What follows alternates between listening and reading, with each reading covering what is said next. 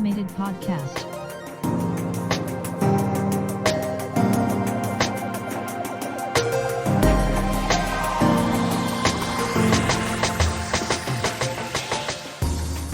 Welcome to Automated. I'm your host, Mark Verbenkov, and in this weekly podcast, we will be exploring the impact of emerging technology on jobs, society, as well as us, with business and technology leaders, researchers, and independent professionals across the world.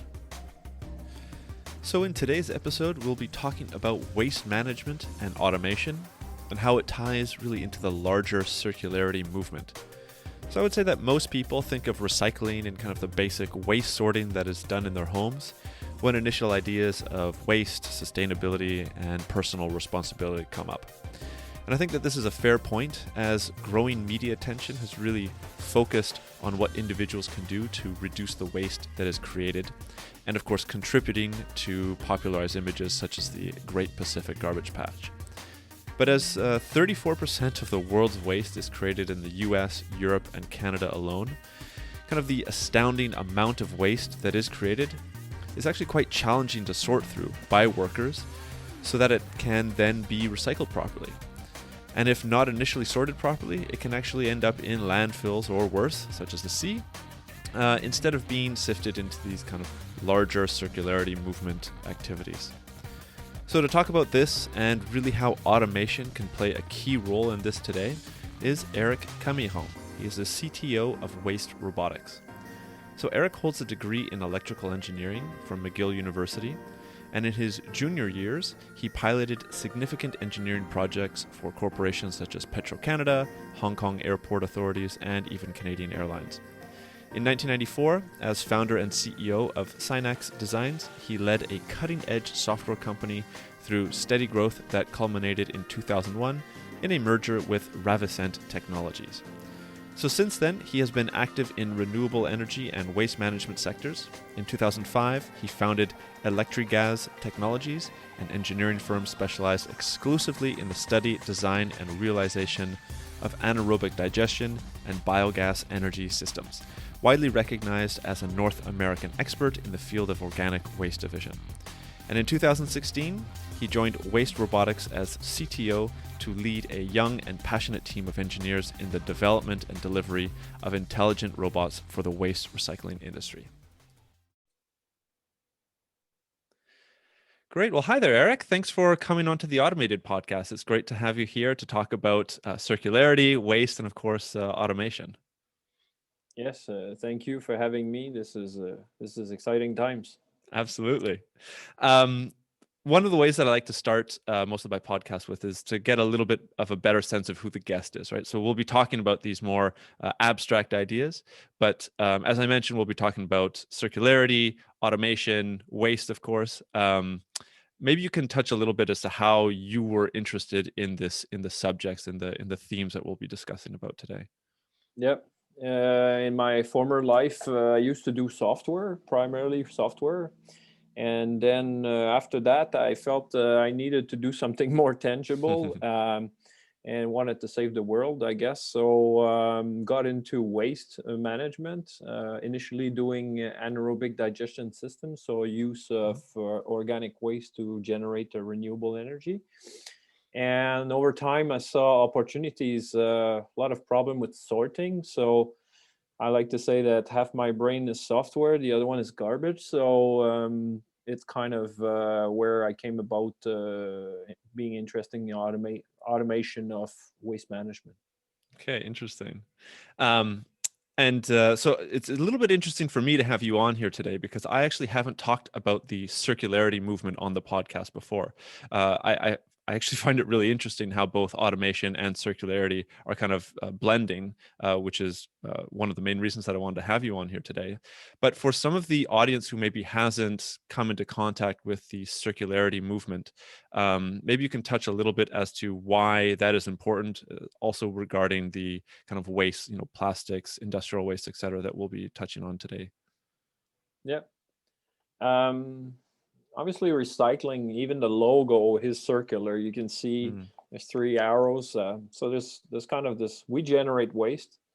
And most people would like or assume that this is getting recycled or is reusable. And so this idea of using our waste to capture it and to make other products with it is really enticing for most people. So most people want to participate in this, and but it's been a real challenge to do, because in order in order to go from waste to actually reusable products, there are a lot of steps. So Hmm. when we go out, we buy stuff, we generate waste, and then we put it out in the bin, and then it goes sort of out of sight. Somebody collects it. Then it goes into what we call a recycling center, or in the US, they call it a MRF, a material recovery facility, Hmm. where they'll try to capture different type of plastics.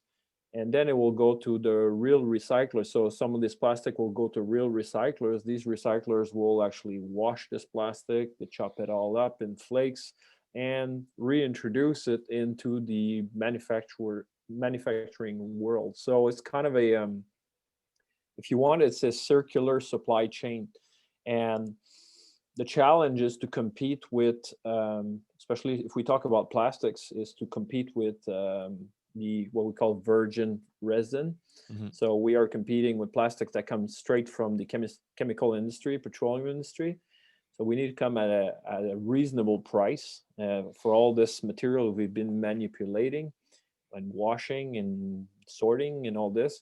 So we need to be able to come at a price where it's makes sense for manufacturers to use.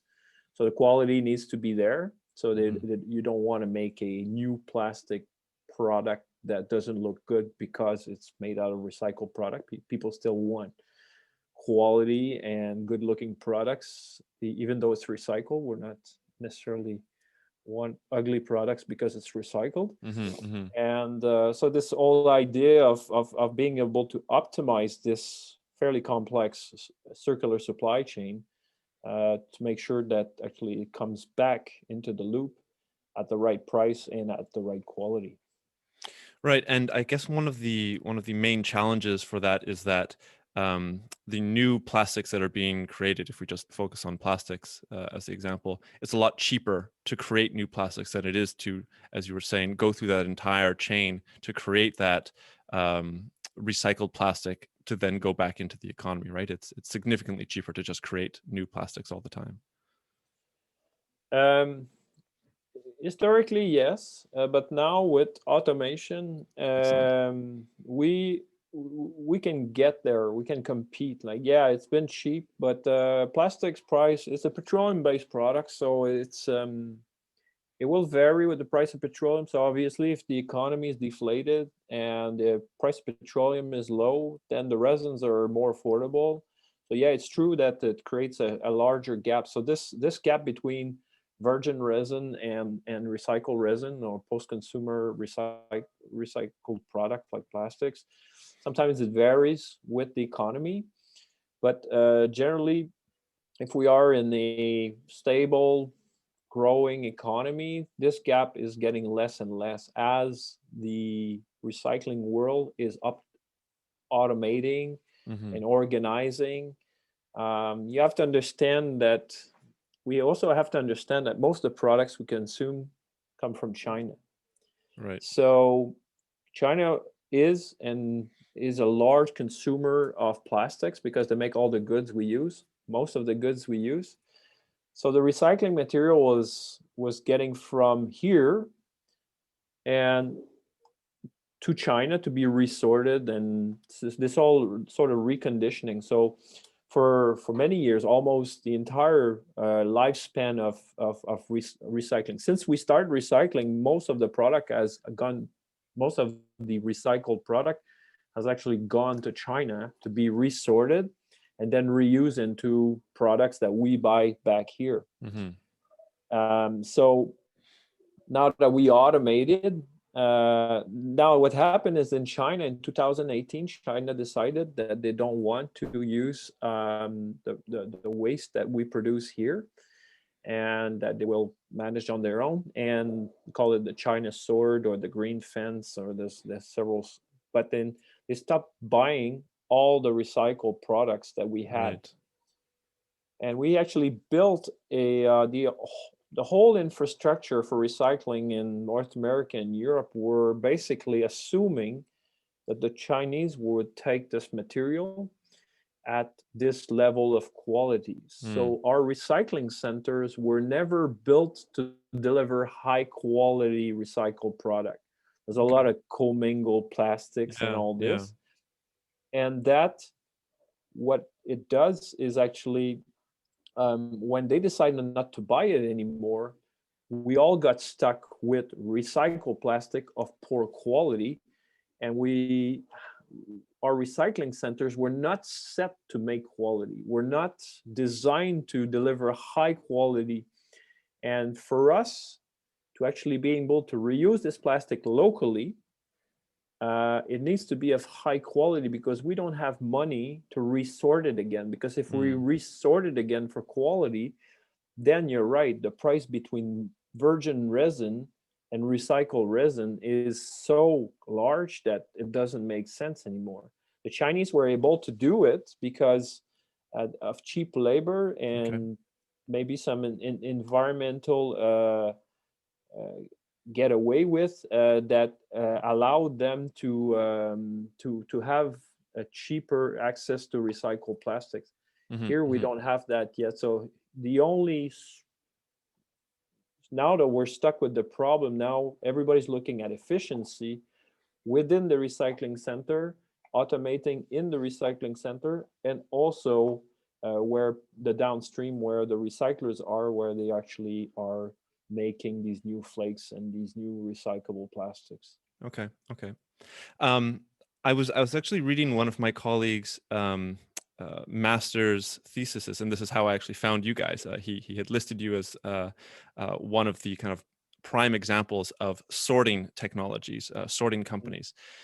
Can you maybe touch on why sorting is so important? Is it you mentioned a little bit? Is it because it just reduces the price in this new era where China is no longer taking care of kind of our waste? Is sorting? I guess my question is sorting really that kind of key point that is enabling the waste to become cheaper in this recycled content?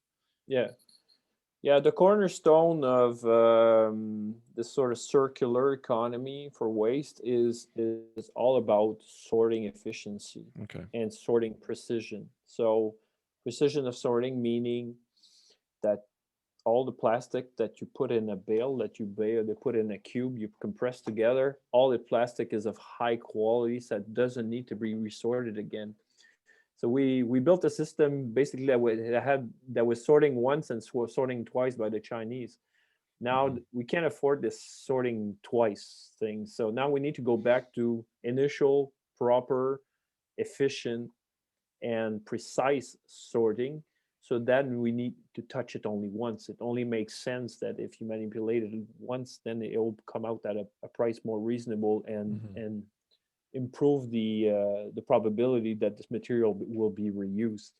So sorting is very key to this. So you have the material on hand, make the right choice, put the right material in the right bin, and you will save a lot of money. Okay. And that's why human sorting is difficult, Mm.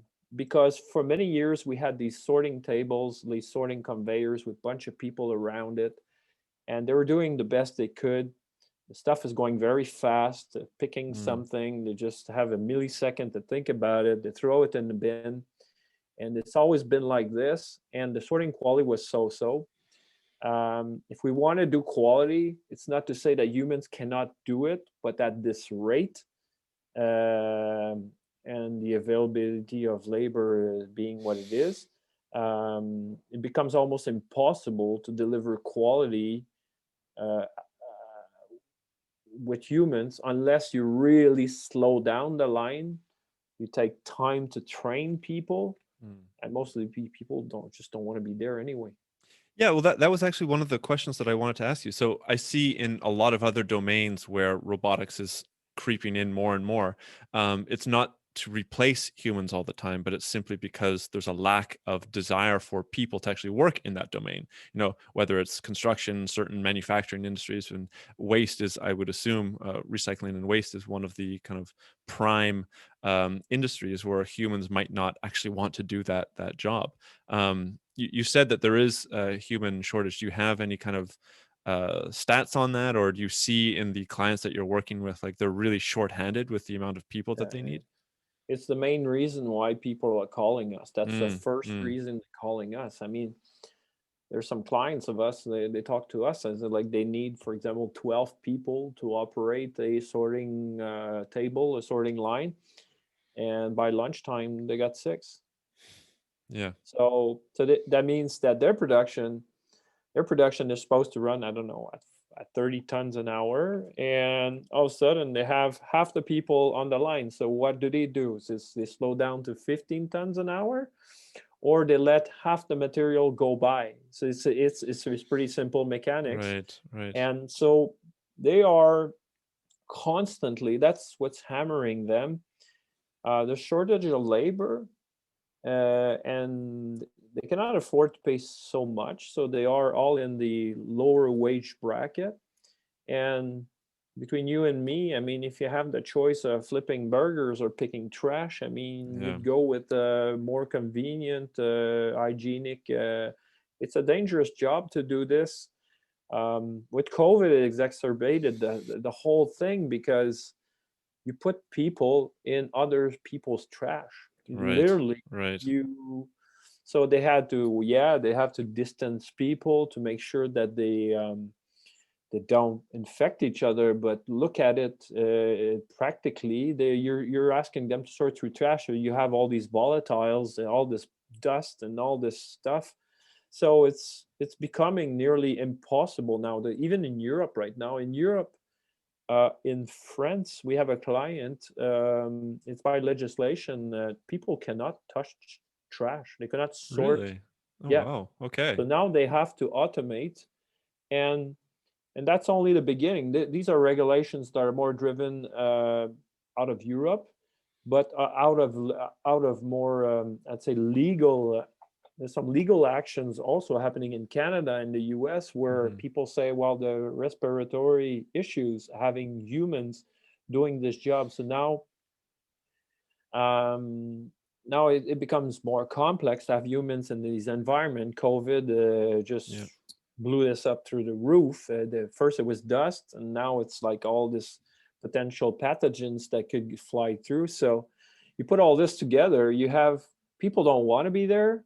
They'd rather be anywhere else but on the sorting table. I mean, they'd rather drive the loader, or Hmm. there's a lot of room for people to work in a sorting center where there's fully automators, cleaning, maintenance, Hmm. Hmm. name it, manipulation of material. That's still pretty much human based, but nobody wants to be on that sorting table. So the primary driver right now is labor. The secondary drive is, as I explained prior, is quality of sorting, because the Hmm. humans right now, they were okay for doing what we were doing when we were shipping our stuff to China, but that's no longer works. So that's, yeah, yeah. So it's a real new paradigm today as compared to just a couple of years ago. It's Yeah. I'd say 3 years ago it was another world than what Yeah. it is today. Yeah. And the other cool thing also, it's that automation has also kind of it's kind of a, I don't know if it's a crossroad where you have AI that comes in, because doing this sorting through trash is very complex. Hmm. Um, so AI progressed in maturity. Basically, started in 2015 for real. This sort of democratization of AI, and at the same time, you have China closing down. So you put AI emerging as a technology, and you put all this stress created by radical change coming from the closing of China's acceptance on our waste, and then you have a perfect storm for developing automation and waste. Hmm.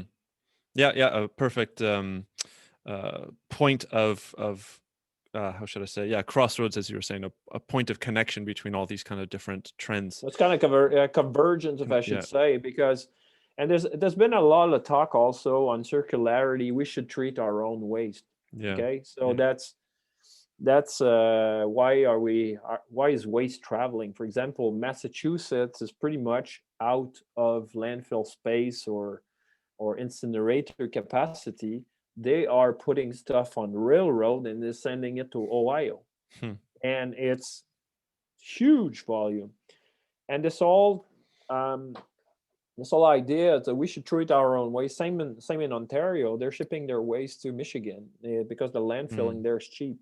Um, so this idea that we should treat our own waste is hence the circularity of it, like keeping it close and being able to reuse it. That's really something that it's kind of a new. It's always been there as a because the economics of it makes all these wishful thinking sort of go away pretty quickly, especially when politics is involved. Hmm. It makes it more difficult to accept paying higher price for for values or environmental values. Hmm. But now regulations, market forces, conversions of technologies, all of this is happening now, and now you can actually see that we can make, for example, recycled resin competitive with almost as competitive as virgin resin, and Right. also GHG laws. Because if you put a carbon tax like they would do, like in British Columbia, you put a Mhm. carbon tax on products that are GHG heavy, then the price of petroleum resin goes a little higher, and the price of recycled resin is more palatable. Right. Then it's a more level playing field from there Hmm. on. Hmm. Well, maybe that's a perfect segue into discussing waste robotics, right? If we're seeing all of these things converge onto one point, it really seems like waste robotics is in a perfect situation, in a perfect place to create some of these automated sorting stations. Maybe you can talk a little bit about, of course, the company, and then we can dive into the technology, which I think a number of the listeners would be thrilled to hear about. Yeah. So waste robotics, as the name says, we make robots to sort through waste. So it's pretty simple. We started this business about 5 years ago. Hmm. It's going to be our fifth anniversary this summer. Um, we we we could see that. We could see, well, the emergence of AI was really the first thing that caught our eye. It's because, as I said, I come from software, and I know that looking at computer vision is not. It looks very sophisticated when you say it, but it's a really kind of computers quite dumb at looking at stuff, or were really dumb for a long time. Hmm. So trying to identify squares, shapes, or colors out of trash was a virtually impossible situation. But with the advancement and sort of the democratization of AI, when Google Brain sort of released their code, TensorFlow, and all this jazz in 2015 to 16, then you could see potential for actually in the identifying weird objects in weird context, like trash on a conveyor, Hmm. and and that caught our eye. We're like, okay, the technology is now there, and we started quite simply by doing first applications where we would pick out colored bags. The first application we built in 2017, I believe, was colored bag sorting. So we had a client, the citizens were already putting their organic waste into a blue bag, and all we had to do, we thought it was going to be simple, recognize a blue bag and send a robot to pick it. What we discovered is that in the waste world, everything is dirty and everything is not what you think it's gonna be, and none of these bags were blue anymore, and they were just dirty or occluded by other material on top of it. So it became really difficult to do this blue bag application, and Hmm. we started investing heavily in AI because if you think about it, AI is kind of just the human counterpart. So if a human can figure it out, AI Hmm. should. Hmm. That's Hmm. the assumption, the baseline assumption. And what we did, we started developing a lot more about AI. So how do we recognize a dirty bag that should be blue? A human would figure it out, go like, it's not that blue, but it looks like the other one I saw before. And that's got what got us started. So we started with simple applications like this that were more complex than we thought, and we build upon that. So now we have, like, we do bag sorting, we do construction and demolition debris, we do recyclables, we're doing starting to do metals Okay. sorting Okay. also. So there's a lot of different waste sectors. People think about their waste as their trash bin, but there's a lot of waste being generated by different sectors, industrial sectors. And yeah, we've developed technologies to be able to address that, different sectors. Yep. Yeah. Yeah. I think that's really interesting because, yeah, as you said, I think most people just think about waste as, what comes out of their house. I would also assume that it would be maybe a bit more challenging to train an AI on all of the kind of different materials that come out of a typical consumer home versus, say, I mean, I don't know, maybe industrial waste is more or less more unified or uniform. Um, how did you train the AI to distinguish between these different things, or how does the machine vision work in that sense when applied to waste? I think that's quite interesting. Yeah. Um, First, the first assumption, because there's a lot of misconception about what AI can do. So right now, we have high belief in sensors. So Hmm. if we can, so right now, for example, we use color cameras, like normal color cameras. We use 3D cameras that give us the volumetric information about everything that is on the conveyor. And we use also hyperspectral cameras that allows us to see the chemistry of products. So we can actually see Hmm. differentiate different type of plastics. They could be both white lids. One is made of number 5, one is made of number 2. And if you are human, you can not see this at full Right. speed. Right. You will make the mistake all the time. So AI is not a silver bullet. We believe in a layered approach where we will use, for example, if I can use a hyperspectral camera to see the different type of resins, like the plastic number 1, number 2, all the way to 7, if I can see all this with hyperspectral, I don't need AI, because actually hyperspectral is more sophisticated, and we will get a better sorting than if we're trying to figure this out with AI, which is these bottles could all have different labels, they could all different colors, different whatever. So Mhm, mhm. we what we did is we built sort of a Lego block approach where we have a 3D sensor, we have a color sensor, we have AI, and depending on the application, we will interlock these blocks and we will deliver a tailored solution to the client. So if the application calls for only color camera,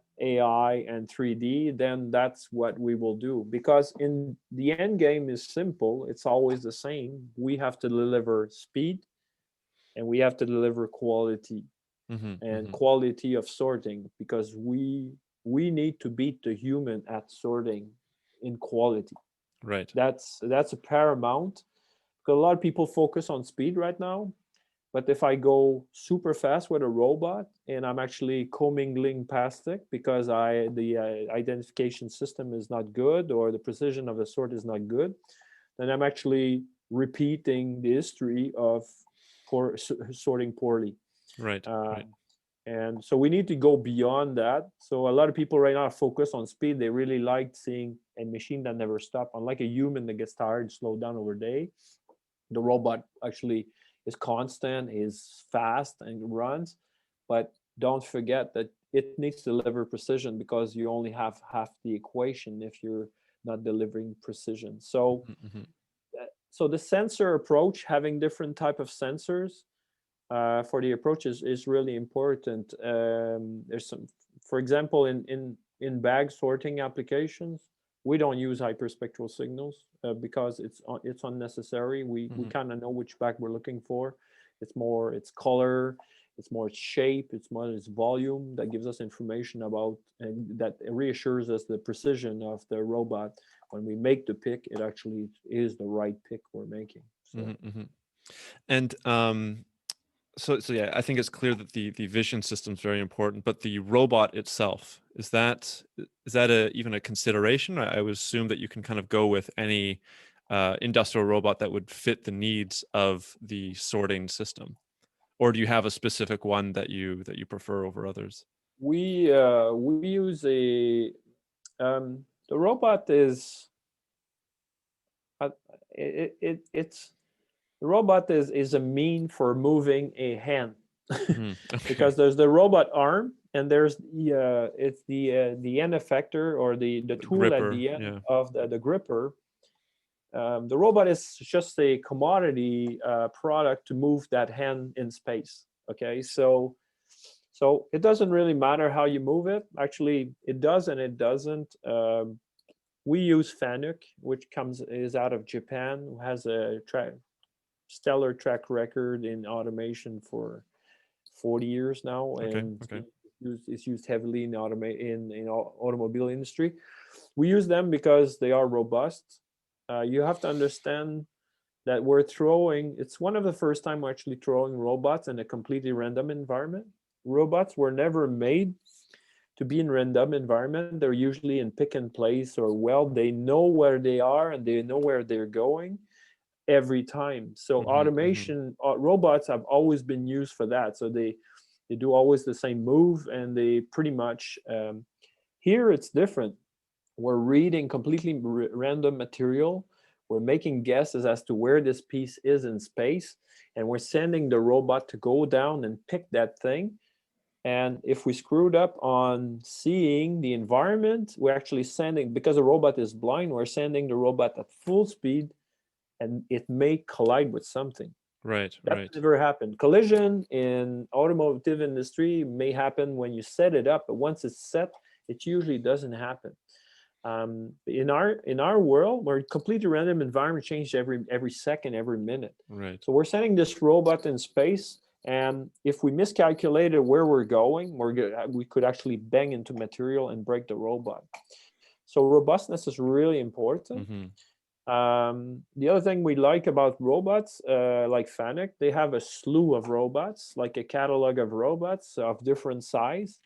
They're pretty much all programmed the same way. They have the same sort of base software like that controls them. Hmm. Hmm. So that gives us a ability to pick the right robot for the right application. A little bit like we're doing with the vision system to pick the right sensor for the application. Right. We're picking the right robot for the application. So robot is sort of a commodity part of our product, but we pay great attention to the choosing. Also payload, I mean, how much Yeah. you're going to lift and Yeah. that sort of stuff, because our payload changes all the time. For sure. Sometimes we could send a robot into to pick a piece of wood that is occluded by something else. We think this piece of wood is probably 20 centimeter long, but it's 2 meter long. Right. So the robot will see an assumed payload of half a kilo, but actually was a 3 kilo payload that he's actually got on his jaw.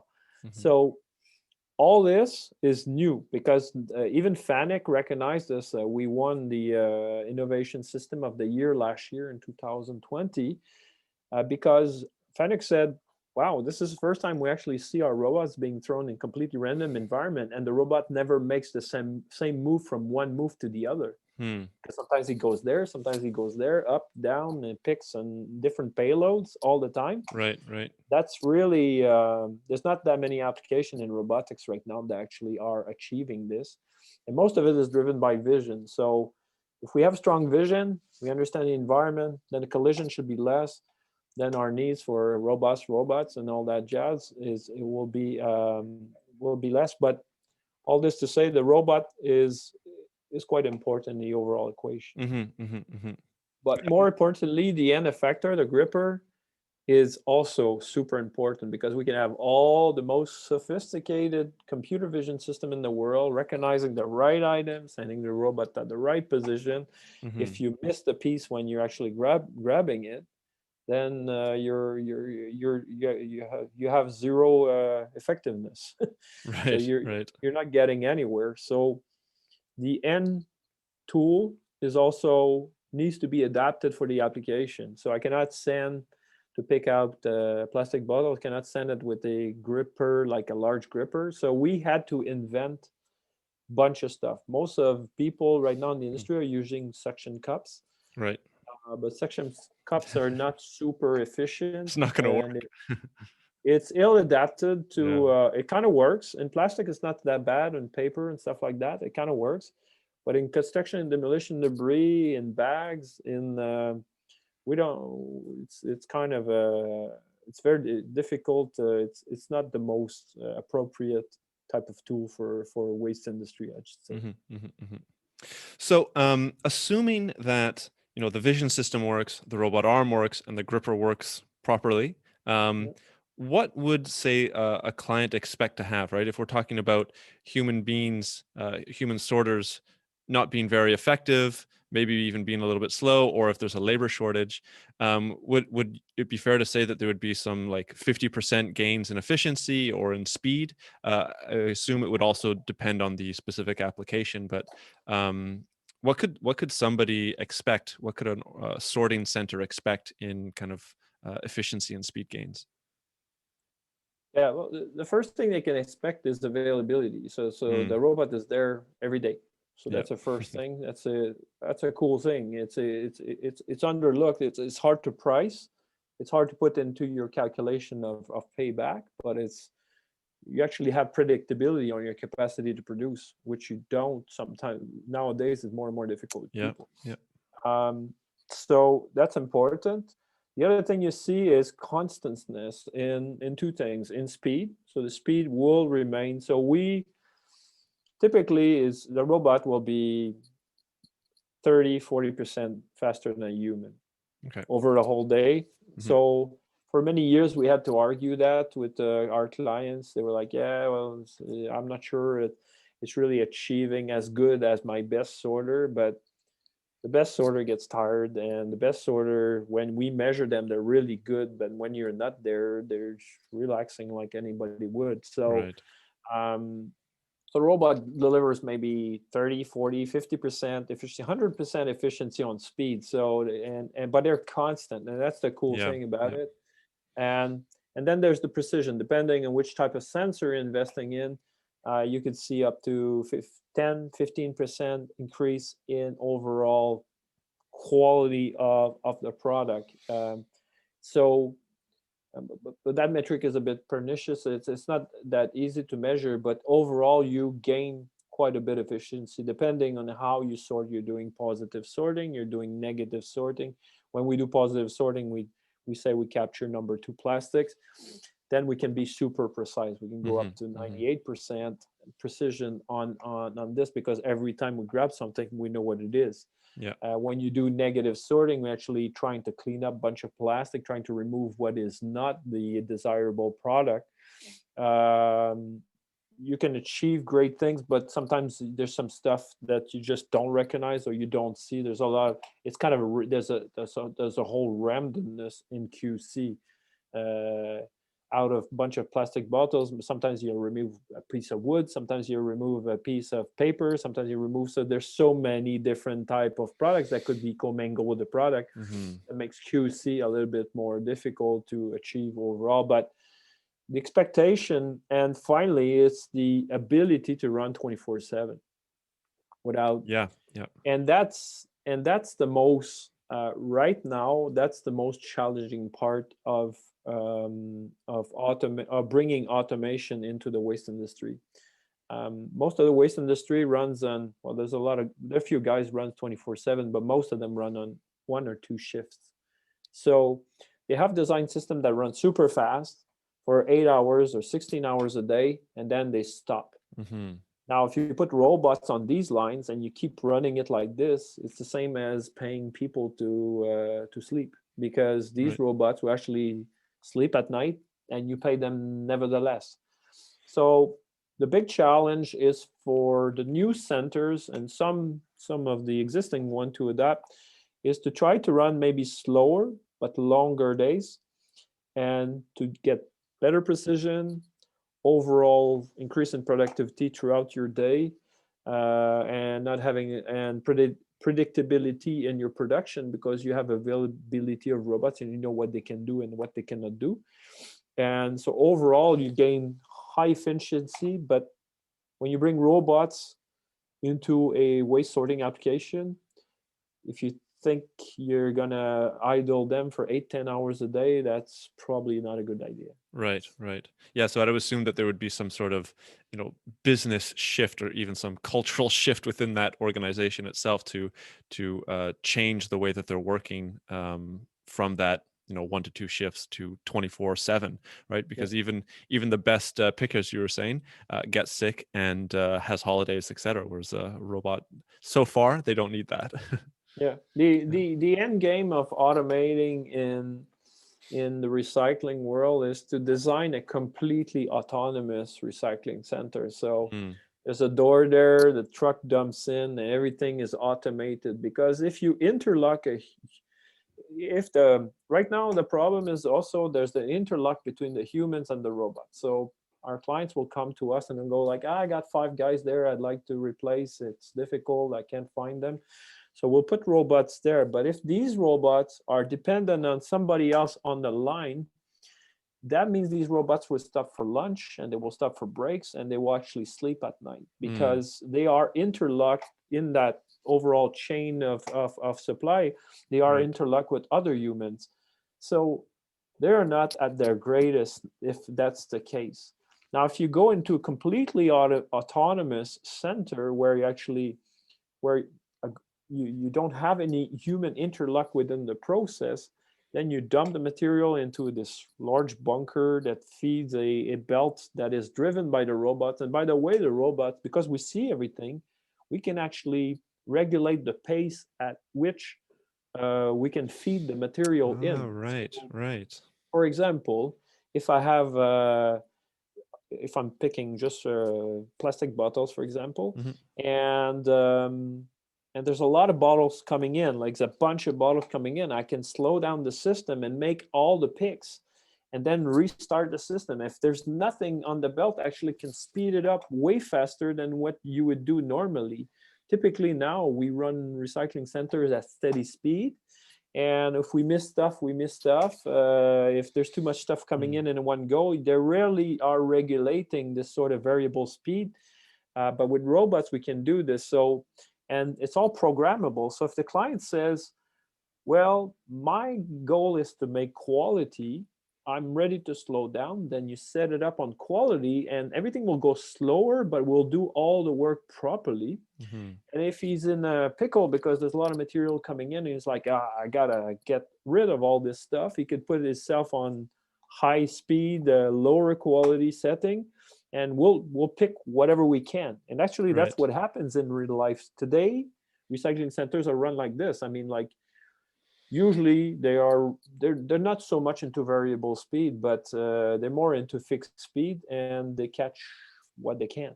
Right, right. So, typically, what I end the episode on is the future vision, but I still have a couple other questions related to the automation of work and how the employees handle it. But as you've touched on, kind of the potential future of like a fully autonomous waste sorting center. Maybe you can touch on that a little bit further. Like, do you see that happening in the next 10 years? Is it going to take substantially longer for some of these technologies to be developed to enable kind of a fully autonomous recycling center? What's your take on that? I think it's within 10 years. Okay. The maturity of the technology is getting there. There's also a cycle. We started recycling about, what, 30 years ago. Most of the big recycling centers we built are pretty much obsolete. We've been patching them. Mhm. There's some new ones, but not that many. I think the market calls for this whole circular economy, reducing price of recycling, sorting, everything we talked about in this episode.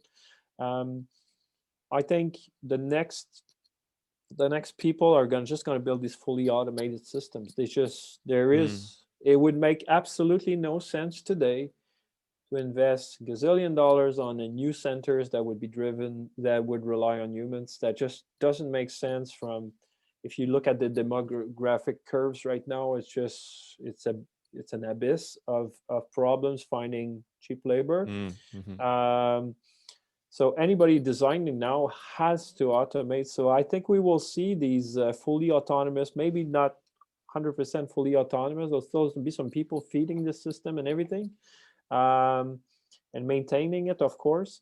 But I think we are within 10 years of seeing people winning, building very sophisticated centers, winning big contracts with these sophisticated contracts because their Mm-hmm. pricing will be lower, Right. and their ability to dispatch the end products at a competitive price to, for example, virgin resin. Mm-hmm. And I think we are there. Within 10 years, we'll see a lot of that.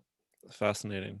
So even the centers right now that are kind of being retrofitted with automation, even those won't even have the kind of efficiency, or how should I say this, the capacity to be competitive, because they won't be as efficient as kind of these near fully autonomous centers in the next 10, 15 years or so.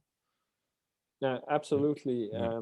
I think these retrofit are just a patch Mm-hmm. that will get us through the next few years, where all recycling centers will be 100% autonomous, and they will just, you won't be able to beat them. They'll be like these, and Yeah.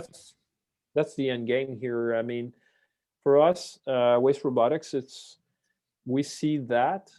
So we're more interested in working with partners that actually have this vision, than trying to, of course, we help people right now that have issues and try to retrofit their centers.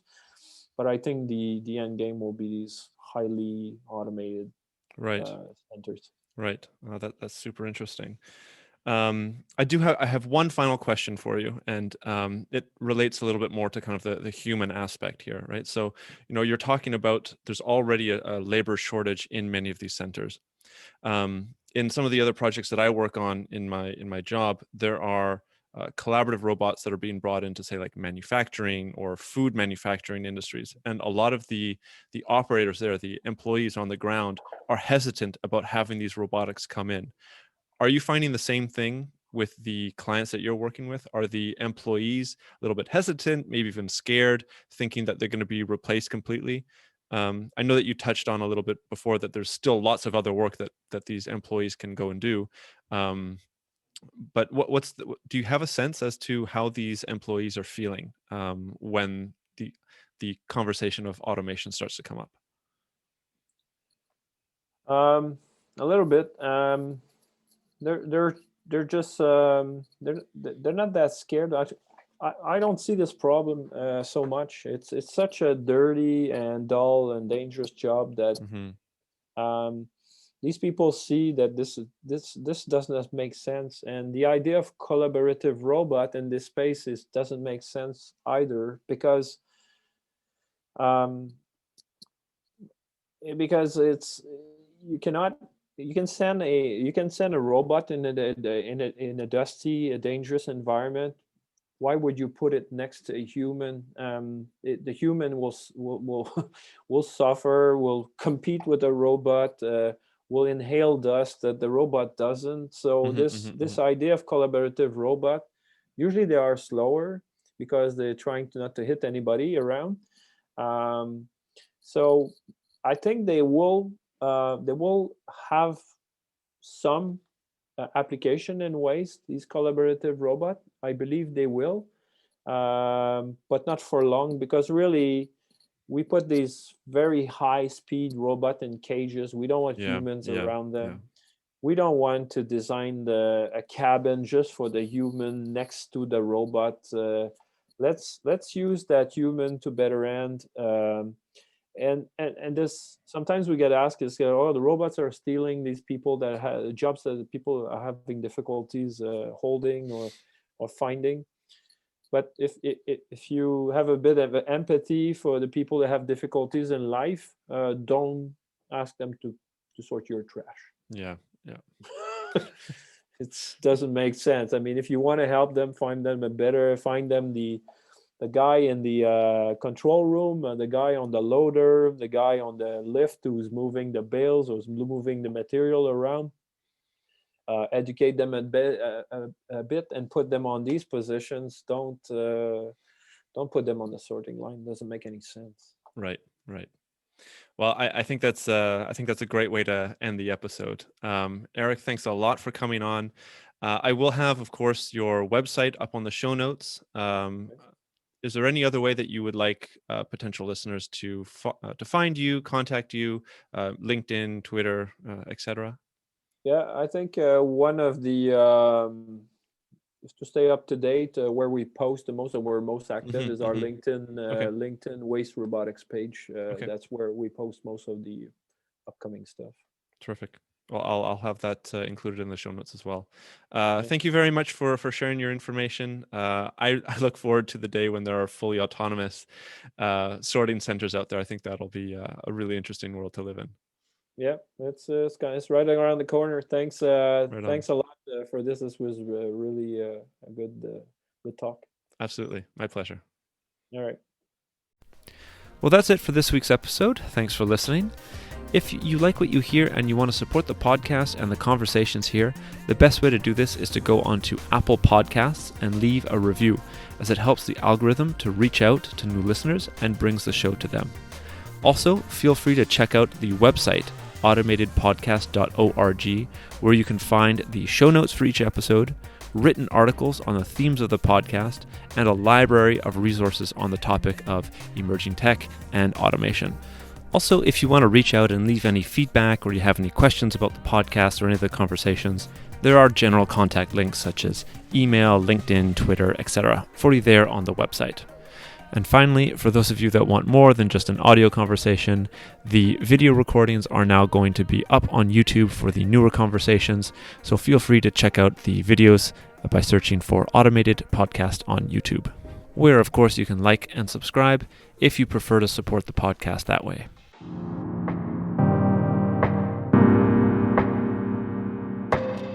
The Automated Podcast.